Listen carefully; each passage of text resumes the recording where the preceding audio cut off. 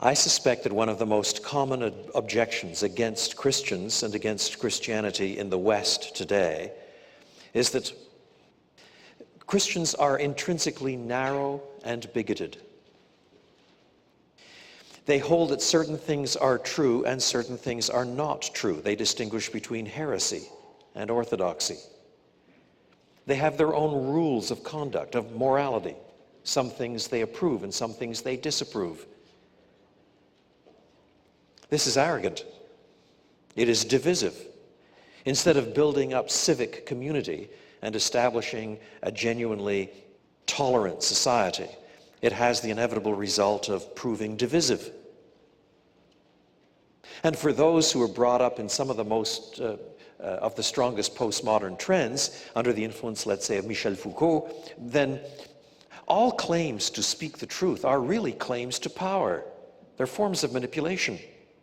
Instead of fostering freedom, they merely engender constraint.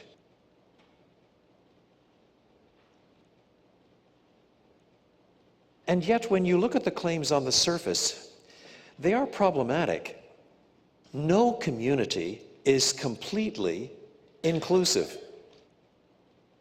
Tim Keller in New York likes to give this example. Supposing you have a gay, lesbian, transgender committee working in some big city, working at inclusiveness. They get along pretty well together and they're trying to strengthen their hand. And then let us suppose that one of their number comes to one of the committee meetings one day and says, you know, this has been embarrassing, but I've had this strange religious experience. I've met this odd bunch of people. They're Christians, and my whole life has been changed. I just don't view things the same way. I'm not convinced anymore that homosexuality is merely an alternative lifestyle.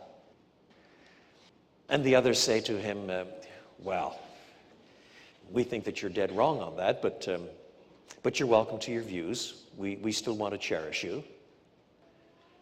And then as the weeks go by, the tensions build up because they're heading in different directions. They have different values that they're espousing. Until eventually the people on the committee say to this committee member, you know, you really don't espouse our views anymore. You're heading in another direction. Your perceptions of right and wrong are different from our perceptions of right and wrong. We're not sure that you belong in this committee anymore. We think that it would be a good thing for you to resign. They have just engaged in excommunication.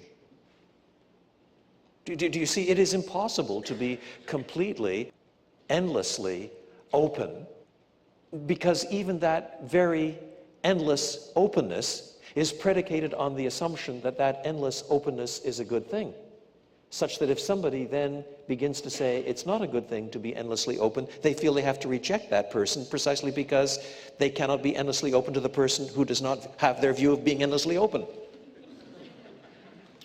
In other words, in a finite world, in any community, there are inevitably boundaries. There are inevitably inclusions and exclusions.